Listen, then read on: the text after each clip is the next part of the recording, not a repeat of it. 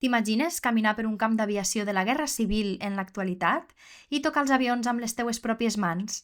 La Sénia ens ha deixat bocabadats, hem vist i fet de tot, amb risc, hem passat nervis, hem estat a la casa de comandament que van fer servir els soldats de la República i després els de la Legió Còndor.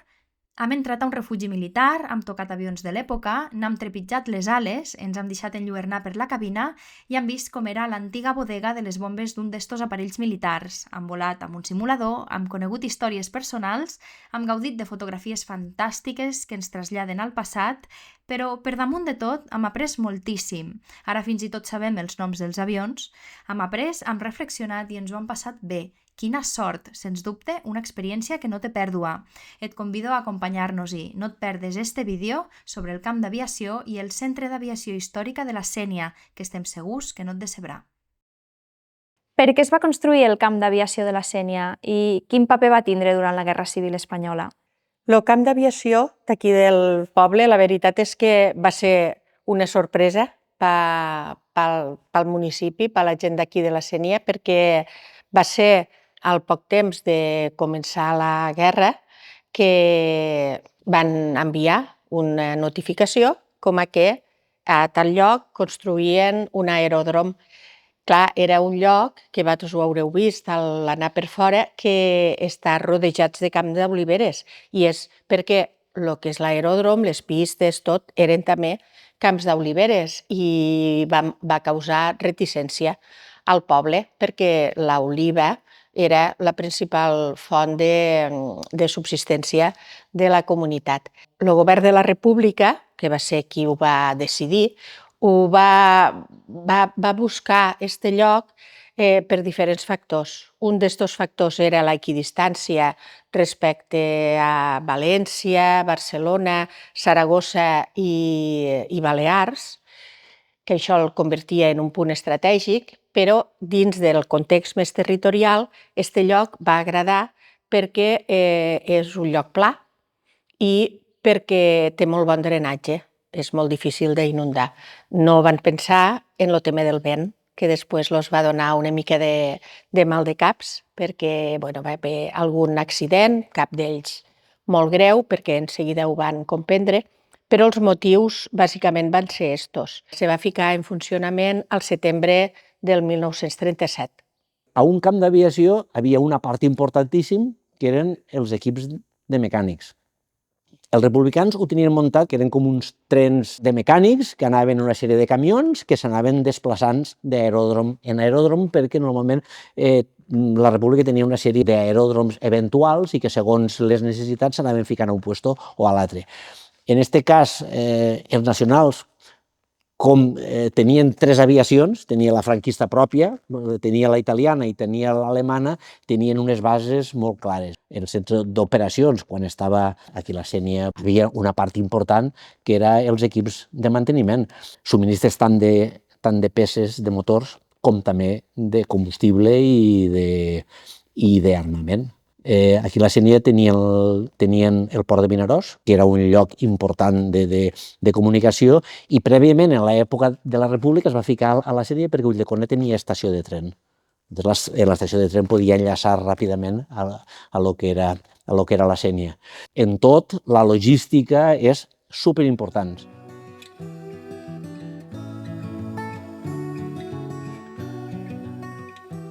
Quines diferències hi havia entre el període republicà i el control de la Legió Còndor? Mentre van estar aquí els republicans, penseu que en aquella època ben just se sabia el que era un avió o se n'havia vist mai cap, no? I aquí, clar, havien de vindre pilots. I en aquella època s'escollien entre els més intel·ligents dels brigadistes voluntaris republicans, se'ls enviava a la Unió Soviètica a fer un curs bastant precari sobre pilotatge, que solia durar uns 3 mesos, i després ja els enviaven aquí, al país, per a fer les pràctiques damunt dels avions i, a més, en situació de guerra real, no?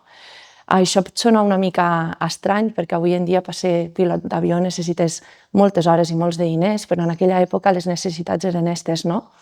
El problema, a més, que se trobaven quan arribaven aquí era que moltes vegades els avions eren monoplaces i només hi cabia una persona. I sí que és cert que venien instructors soviètics per ajudar a que les pràctiques d'estos nous pilots fossin exitoses, però en un avió monoplaça només n'hi cap una de persona, no? I conten els mateixos testimonis que realment estos soviètics los deien, pues mira, aquí usted tiene estos botones y aprenda usted solo.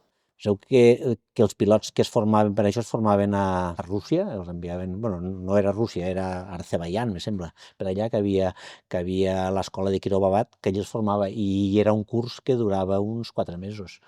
Els més hàbils passaven a la millor caza, els que tinguessin certes característiques de més temple, de més centrats, passaven a bombarders, i els que no superaven el que eren les proves de vol passaven o a navegants o a artillers.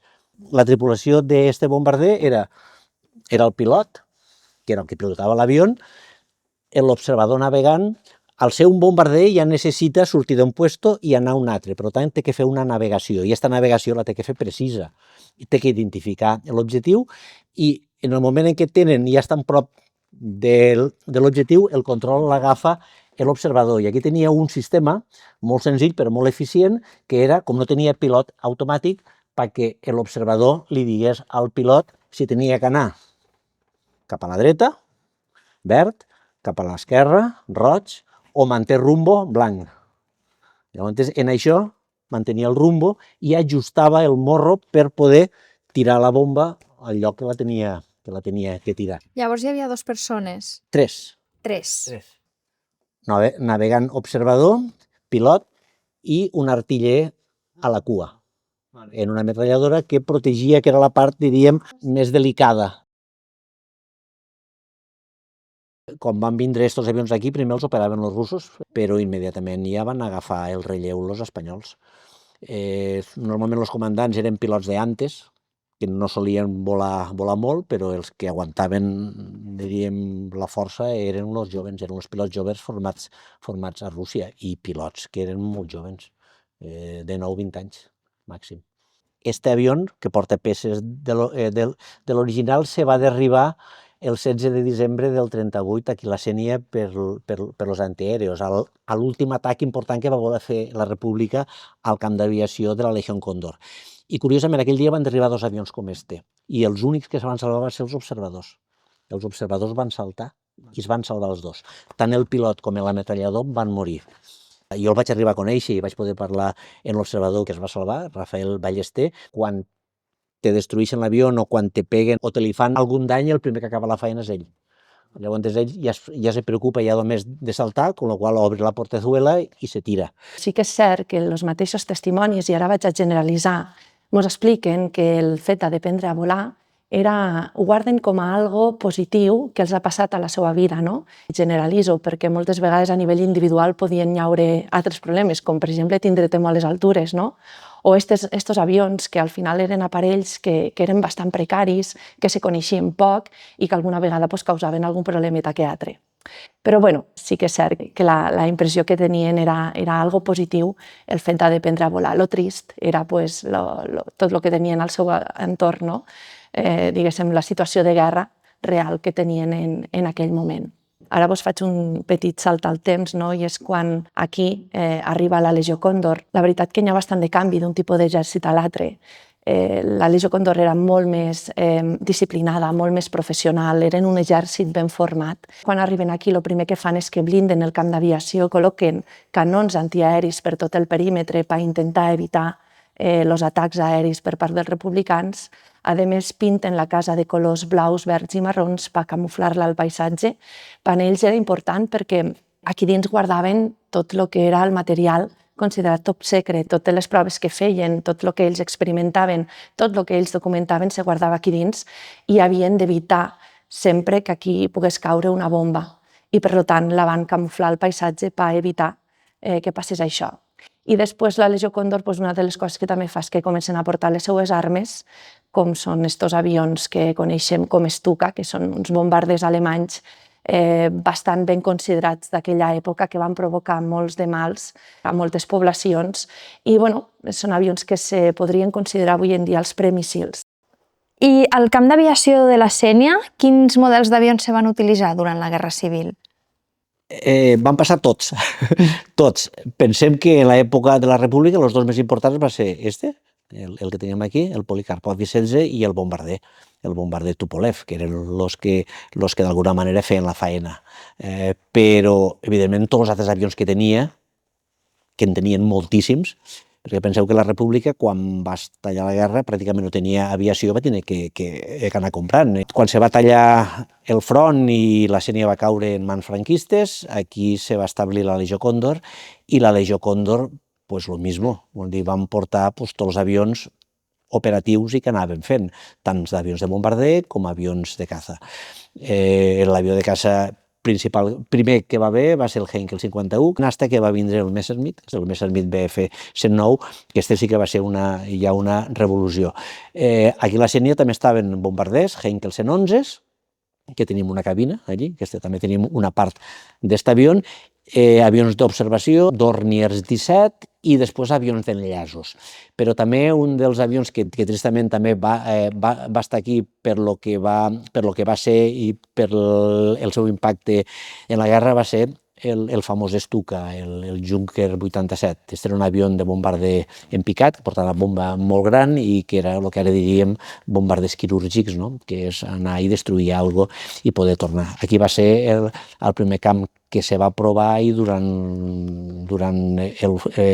la batalla de València, quan volia conquistar València, va actuar bastant. Per tant, que diríem com a resum que pràcticament tots els avions que van actuar a la guerra van passar per la Sénia. Penseu que la Sénia estava situat estratègicament a un lloc que tant en la batalla de Teruel I tenien una Mallorca rebelde, després a la batalla de València i després la batalla de l'Ebre se va trobar al mig de tots els fregados.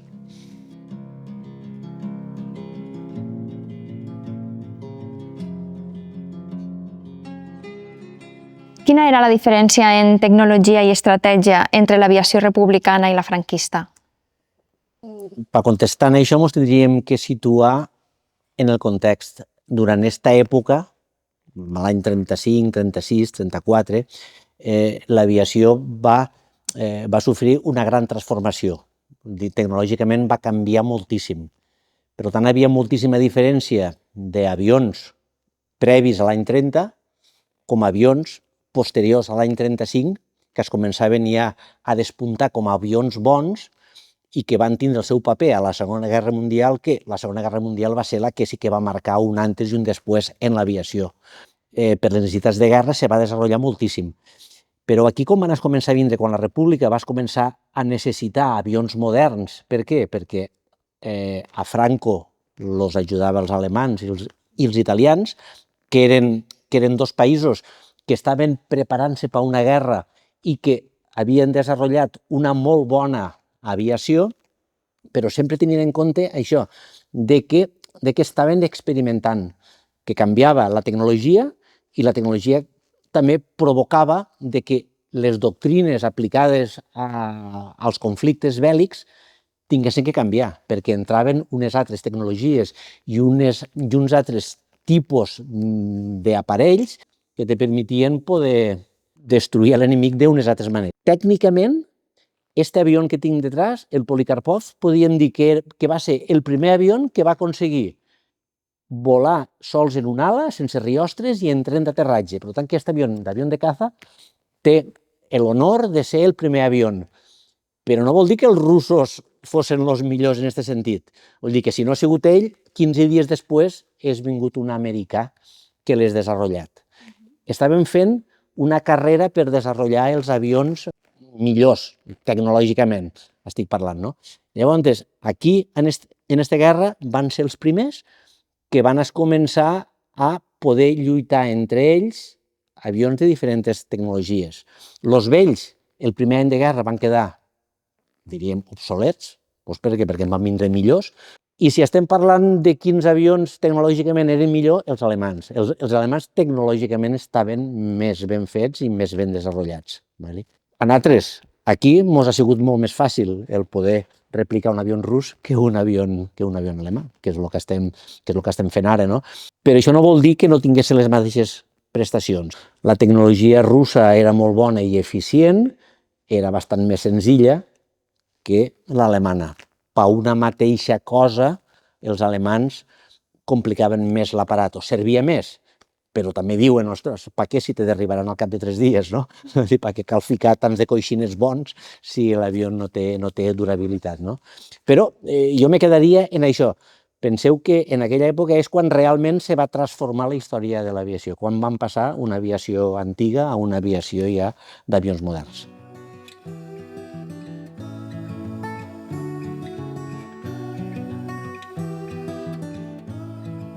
I com era el camp d'aviació originalment? Quin tipus d'infraestructura tenia? Aquí, estem aquí a la casa del comandament, això és el punt de referència i que després s'ha mantingut com a punt de referència perquè és el que es va conservar, i al voltant hi havia totes les pistes d'enlairament i d'aterratge que eren realment el que tenia importància per al que és el conjunt.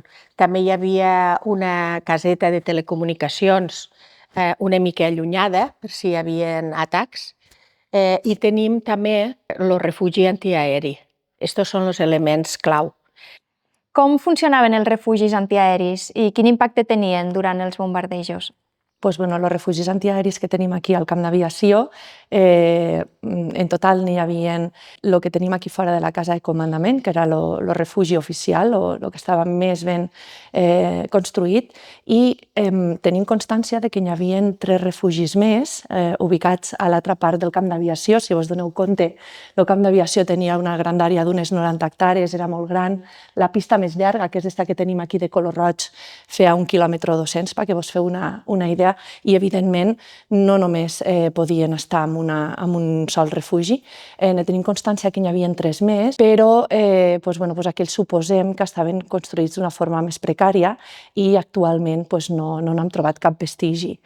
Este que tenim aquí al costat de la casa de comandament és un refugi militar, no té res a veure amb un refugi civil, és a dir, no té estances. I els refugis d'aquella època, més o menys, se construïen tots de la mateixa manera. Se cavava un forat d'uns 8 metres de profunditat que cobrien en totxo calcificat i cement de l'època. El totxo calcificat era un ladrillo molt dur gràcies que s'aconseguia en els elements que s'utilitzaven i el temps de cocció. I segons ens han comentat, ja estaven preparats per les bombes que s'utilitzaven en aquella època.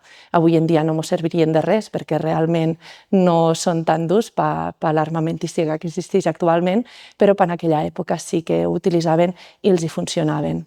Els refugis mínim tenien 2 accessos per si un dels 2 quedava tapiat, poguessin sortir per l'altra via, i tenien forma de 4 o de 1 per intentar evitar el que seria l'ona expansiva d'un atac aeri, amb la metralla que pogués sortir disparada. Ells de seguida podien amagar-se detrás d'una paret. És per aquest motiu que se construïen amb aquesta forma. Al costat mateix de la casa de comandament tenim 2 fumerals, els respiraderos del refugi, i els forats també es tenien en diagonal pel mateix motiu, per intentar evitar que una ona expansiva amb metralla que sortigués disparada pogués afectar a la gent que estava refugiant-se a dintre. S'utilitzaven durant el moment del bombardeig i després ja sortien a la batalla perquè ells, evidentment, no havien d'estar-se a dintre com podia passar a la població civil. Com que els soldats, els aviadors i personal administratiu vivien aquí durant temporades molt llargues, mentre estaven, associat a l'aeròdrom tenim cases de la Sénia, d'Ulldecona, que s'hi quedaven ells. Al principi de la guerra va hi haver algunes cases de gent benestant que van ser confiscades, i quan van entrar l'exèrcit nacional, els franquistes, aquelles cases van continuar estant al servei de l'exèrcit i allí vivien els soldats. També algun equipament, com per exemple les escoles públiques, les escoles nacionals de la Sénia o d'Ulldecona, i se va convertir en una normalitat durant 2 o 3 anys que la gent del territori la van assumir prou.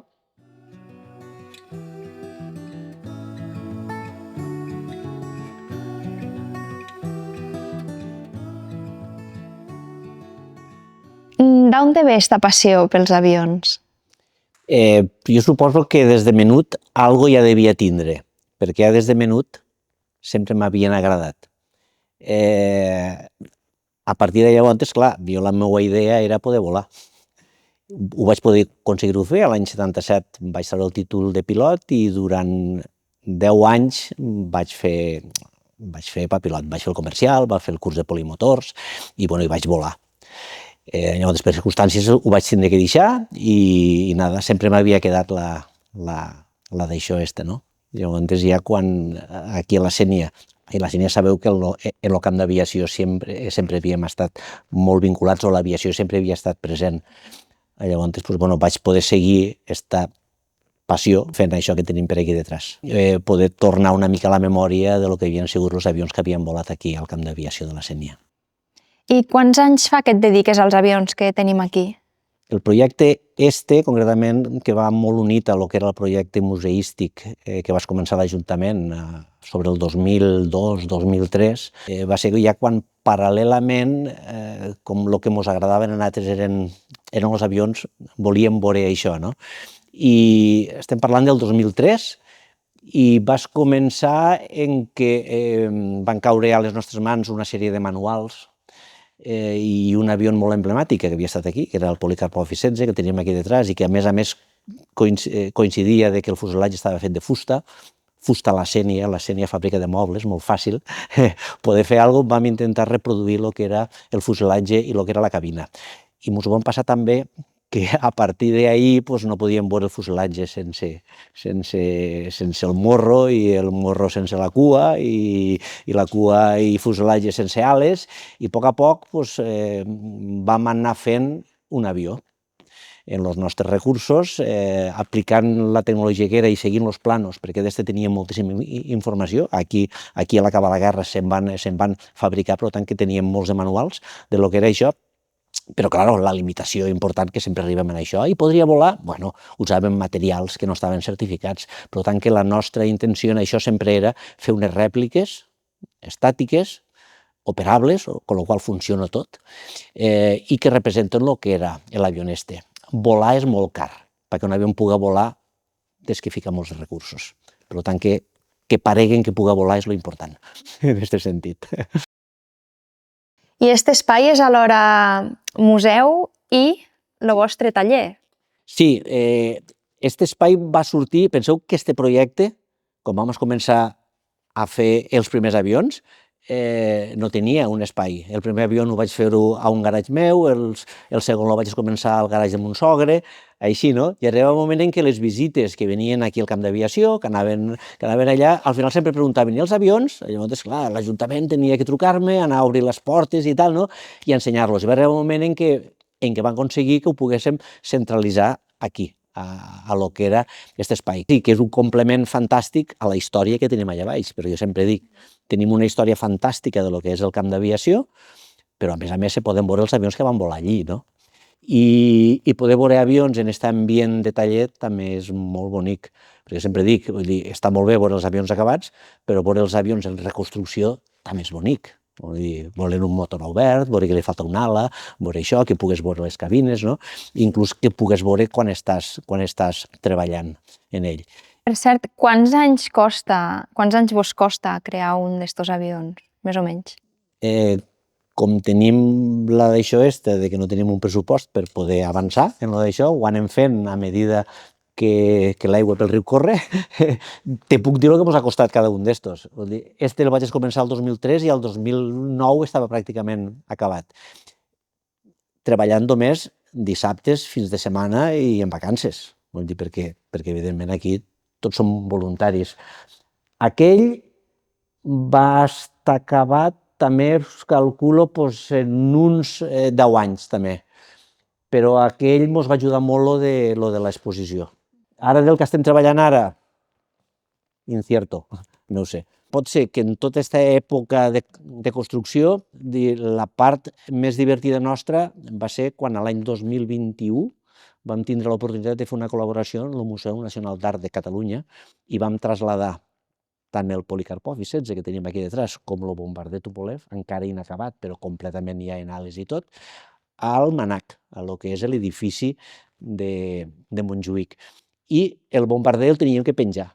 Tot anava penjat en vertical, a 80 centímetres en terra, i clar, allí ens vam trobar que teníem un avió que quan el van desmuntar i el van carregar els camions, vam veure que pesava 4 tonelades i que el tenien que penjar, i que el tenien que penjar certificat perquè no caigués, no? Va ser una exposició molt xula, feta per l'artista Francesc Torres. Francesc Torres és el Premi Velázquez d'enguany, és un artista molt reconegut. El que sí que va ser un desafiament increïble va ser el desmuntar-los. Penseu que aquests avions estan fets exactament com els originals, per tant, que se desmunten, desmuntar-los, carregar-los en camions, portar-los a Barcelona, tornar-los a muntar i penjar-los. Allò ens va permetre poder agafar una miqueta de dinerets i poder acabar l'avió, si no, no haguéssim acabat, perquè els materials valen molts de diners avui en dia.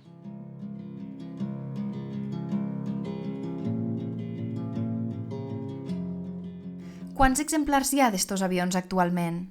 Del Tupolev, que té la característica de que és un avió que es va quedar obsolet molt ràpid en la Segona Guerra Mundial i que era rus, tots els que havien se van desguassar per fabricar nosaltres. D'este me queden 2 al món de preservats. A Rússia no n'hi ha cap més. Este és el tercer que se podia veure al món. I d'este, que se'n van quedar també molt poquets, en Rússia, en algun museu, als 100 més minuts, se'n van quedar, i precisament d'este a Madrid n'hi ha un volant. Però tenim que tindre en compte que per cada hora que vola se passa mig any en reparació. I a Catalunya, d'este, No cap. és l'únic. N'hi ha un del model anterior, però no tenen vol. Llavors, este és únic, este model. Sí, aquí a Catalunya sí, este sí, ja està. I de fet només està el de Madrid i el dia a Espanya.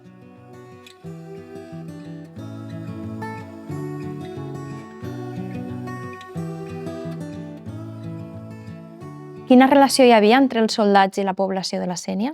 Evidentment, l'impacte d'una guerra damunt de la població civil sempre és molt dur, perquè encara que no estigues al front de guerra, significa que t'envien els fills fora, significa en aquell moment hi ha perill de bombardeig, significa crisi econòmica, i la petició de construir, o la voluntat de construir el camp d'aviació va ser el primer impacte gran a nivell col·lectiu, després, evidentment, dels jovens que anaven marxant a la guerra. Les persones tenim una capacitat d'adaptació molt gran. Llavors, el que va fer la gent dels voltants, i sobretot la gent de la Sénia, va ser acostumar-se en una situació, o almenys aparentment o en aspectes concrets, en una situació que en principi no els agradava gens. I això com s'explica, com s'entén? Tenim gravacions de testimonis que van viure de xicotets el moment este, i hi havia un en concret que deia: guanyava més jo portant aigua als soldats en Pobals que no mon pare treballant tot el dia. O les noies del poble que venien aquí a l'aeròdrom a cuinar, a netejar, i d'esta manera se guanyaven la vida.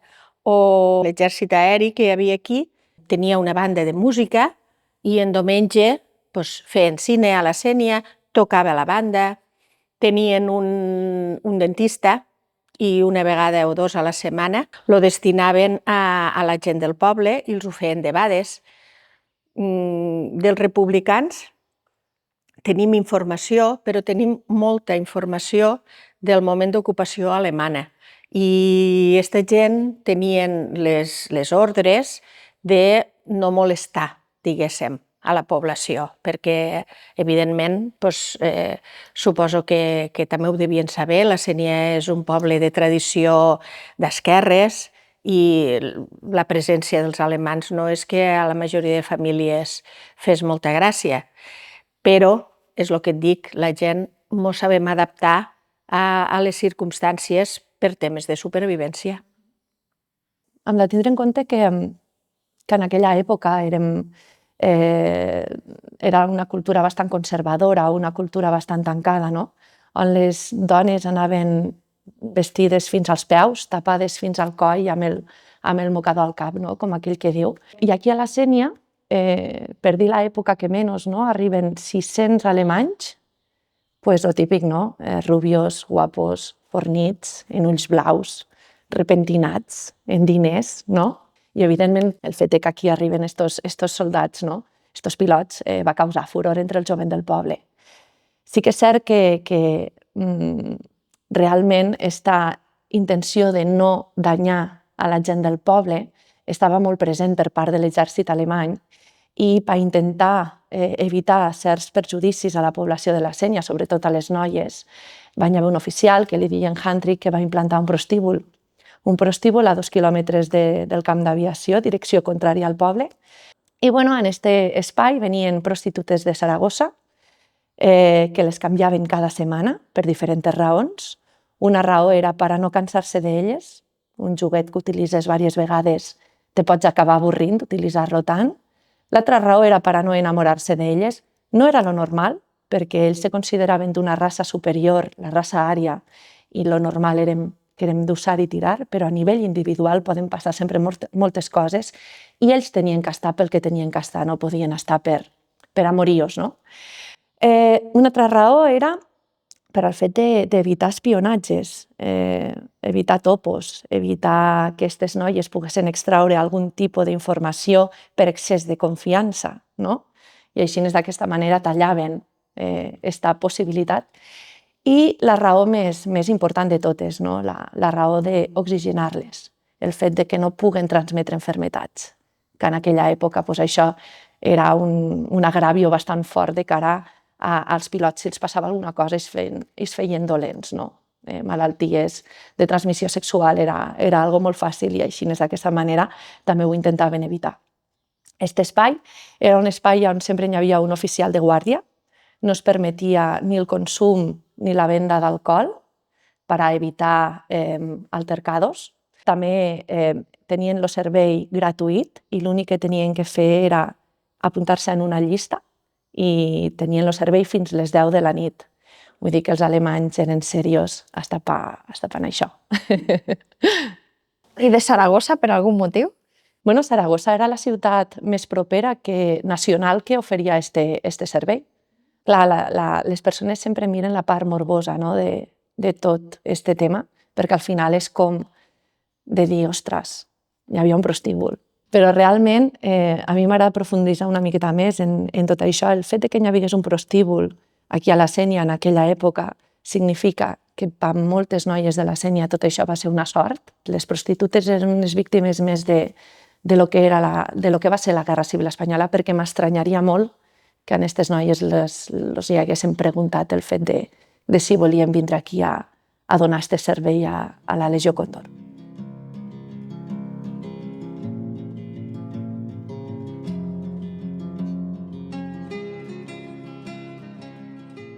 Quines històries humanes se conserven d'este camp? Hi ha algun personatge especialment recordat?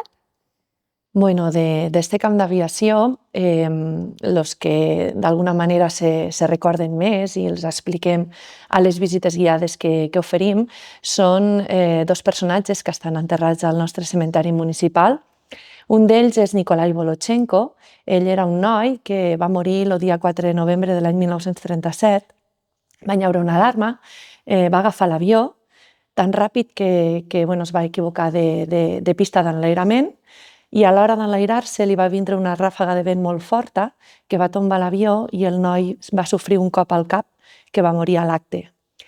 En aquella època, els problemes que hi havia de repatriació, que els avions no tenien suficient autonomia de vol també per retornar aquestes persones als seus països d'origen, van fer que a aquest noi l'enterressin al cementeri de la Sénia. El que passa que una vegada ja s'instal·la el que és el franquisme i la dictadura, creiem que amb la intenció d'humiliar d'alguna manera a aquestes persones, destrossen la tomba de Nikolai Volochenko i en ell l'enterren en una fossa comuna a la part atea del cementeri.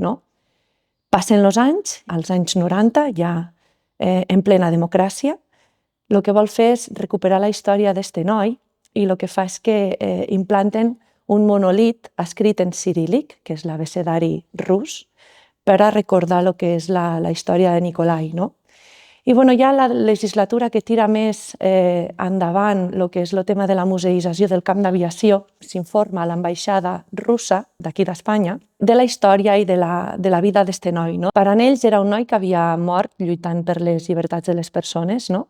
I era algo digne d'homenatjar. I podem dir que en diverses ocasions han vingut tant l'ambaixada russa com el cònsol rus de Barcelona a visitar el nostre camp d'aviació i a fer-li un petit homenatge d'alguna manera a Nikolai Volochenko. Per l'altre cantó tenim un noi alemany que li deien Erich Beyer. Ell sí que va morir lluitant al front de Castelló, concretament a la Torre d'en Domènec. I aquí ens arriba la informació de que ell era un noi que li escrivia cartes a la seva mare, a Alemanya, explicant que ell aquí era molt feliç, no? Que el cel era molt blau, les aigües molt cristal·lines, el clima molt bo. I quan arriba la carta a la seva mare de que el seu fill havia mort, la seva mare retorna aquesta comunicació demanant que el seu fill fos enterrat allí on ell havia sigut tan feliç.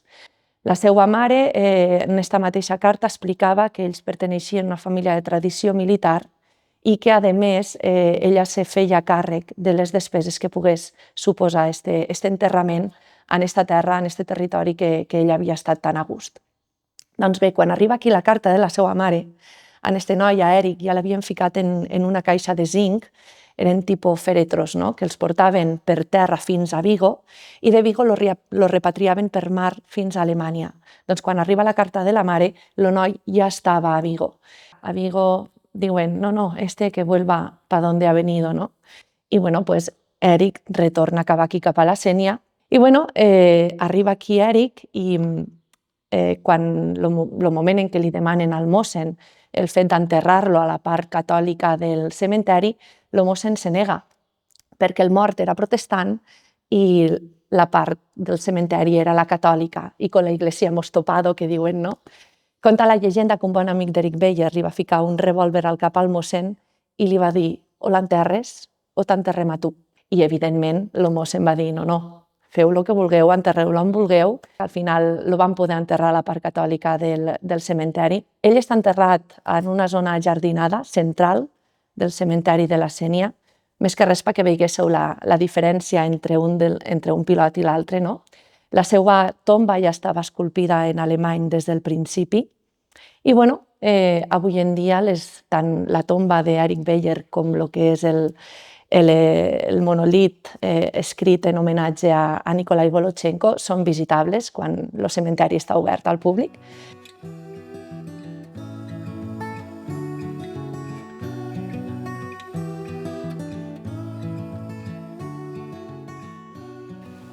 Què queda avui del camp d'aviació i com s'ha aconseguit preservar?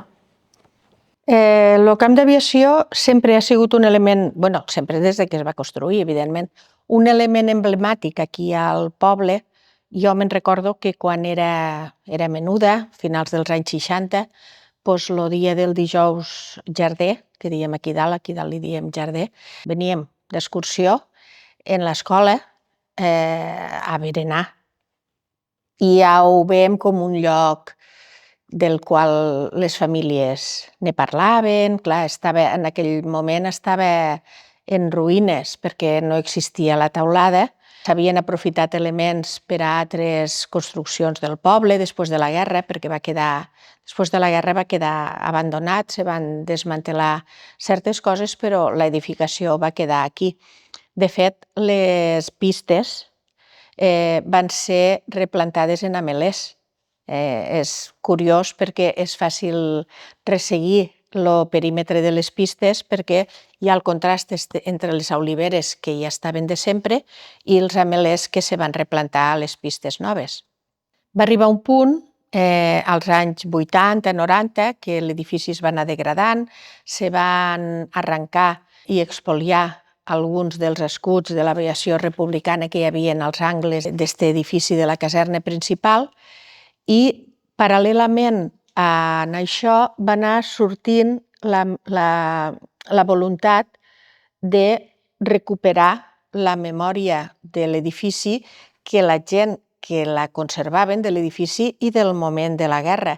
La gent que la conservaven se feien cada vegada més grans. Llavors va haver un moment que l'Ajuntament va prendre iniciativa, van fer un concurs de projectes per a veure com se podia convertir la caserna en un centre d'interpretació i se va començar a treballar en aquest sentit i el 2011 se va poder inaugurar aquest espai on estem ara, l'espai de la caserna. Des de llavors s'han anat fent coses contínuament. Tenim l'actual associació del camp d'aviació i conjuntament l'Ajuntament i l'associació han anat afegint contingut, diguéssim, i també espais en aquest conjunt, perquè avui en dia és un conjunt. Tenim la caserna rehabilitada, tenim dins l'espai expositiu en el que estem ara, s'ha rehabilitat també la zona del refugi, el que és el refugi en si. Els voltants s'han anat habilitant, però també tenim el centre d'aviació històrica de la Sénia, que funciona com si fos un taller i espai expositiu, que en aquest sentit és molt interessant perquè és dinàmic, i tot això s'ha anat fent bàsicament des de principis del segle XXI. Pensa que aquí un dels principals, en aquest cas podrien també desafiaments, és que tot això ho tenim que fer pràcticament sense recursos. Vull dir, és una cosa que ho anem fent en voluntaris i ho anem fent en els pocs diners que podem gestionar, per tant que estem fent una feina molt important de, diríem, cost-resultat de fer d'això. Són avions que en aquella època ja es feien en taller, per tant, podríem dir que per nosaltres són relativament fàcils poder-los fer. Estic parlant dels avions russos, en aquest cas. Ara, en l'alemà ens trobem que és una mica més complicat. Hi ha certes peces que tindrem que pensar com poder-les aconseguir originals. Llavors, en tot això sempre se vincula en que són peces històriques que formen part de la nostra història aeronàutica, tant de l'aviació com de la nostra història, per la desgràcia que van tindre la guerra aquí i que van operar aquí, i que són unes finestres al passat fantàstiques per poder veure l'evolució de l'aeronàutica. Al final, en recursos podíem fer millors coses, però de la manera que estem aconseguint una gran feina en aquest sentit. Avui en dia al camp d'aviació, el visitant el que pot fer és reservar una visita guiada. Actualment les oferim en caps de setmana i en temporada alta obrim també els divendres a la tarda. La veritat que en complet, en conjunt, tota la visita és molt interessant per a la gent, tant que li agrada els temes històrics, els temes de la Guerra Civil Espanyola, com els temes de l'aeronàutica i de la història de l'aviació.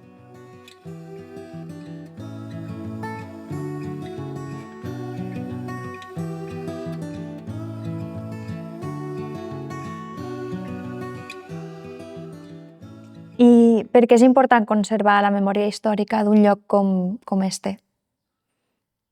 Avui en dia crec que l'evolució de la societat internacional justifica plenament la necessitat de conservar la memòria democràtica, els valors que van portar a molta gent al llarg del segle XX a reivindicar nous models de política i d'organització del món, perquè és un moment, en certa manera, delicat, no vull dir crític, però sí delicat. Crec que la gent jove és necessari que tinguin espais de reflexió per a adoptar ells un criteri en relació a quin tipus de món és el que volem. Un món més basat en el diàleg i en la igualtat d'oportunitats i el fet de que les diferents societats i pensaments siguéssim capaços de conviure sempre i quan respectéssim els altres. enfront de models més de caràcter autoritari. Estem en un moment bastant delicat a nivell internacional i crec que aquesta labor d'investigació que se fa per donar a conèixer a tota la població, penso que és molt important per saber més que res d'on venim i intentar enfocar-nos bé per saber cap a on hem d'anar, no? Jo encara tenia un iaio que m'explicava en primera persona les vivències seues durant la Guerra Civil Espanyola. Clar, quan t'ho estan explicant en primera persona, realment ho vius amb ell, però jo els meus fills ja no tenen a ningú que els hi pugui explicar i crec que és molt important el fet de comptar en aquests espais perquè ells, el dia de demà, puguen saber una miqueta més de tot això i el que he comentat, no? El no tornar a tropeçar la mateixa pedra, no tornar a caure en el mateix, perquè al final hem de tindre molt en compte que els que ho acabem patint som la societat civil. Aquest espai, la cosa més important que fa és recuperar i preservar la nostra història aeronàutica. Penseu que si no estiguessin aquí a la Sénia, podríem parlar de tots aquests avions, de totes aquestes històries, però tindríem que mirar fotografies i dibuixos. Perquè no se pot veure. No és el mateix que pugues vindre aquí a la Sénia a veure el que va ser el camp d'aviació i que després, aquí en aquest espai, pugues estar al costat de 3 dels avions que van fer història aquí a la Sénia. A mi m'agrada parlar d'una història, en aquest cas, quan eren avions militars, una història de l'aviació, no una història de guerra, en aquest cas, perquè al fin i al cap eren màquines de guerra, eren màquines fetes per destruir. Uns defensaven a la República i els altres defensaven a l'altra part. Per tant, que el vindre, el tocar, l'interactuar en el que era, és el que tenen que ser els centres d'interpretació. I aquí a la Sénia tenim una cosa única, que és una part històrica importantíssima, en un llegat històric, fotografies, històries, coses, i els avions, ara. I si haguessis de definir el camp d'aviació de la Sénia en una frase, quina seria? El camp d'aviació de la Sénia és un element clau en la preservació de la memòria democràtica. Doncs per a mi el camp d'aviació de la Sénia significa reflexió, significa pau, significa missatges per a donar a la joventut d'avui en dia que realment crec que se necessita. Deixant a part, i que aquí també tenim les dues parts polítiques de les que van estar, són història viva de la nostra història de l'aviació.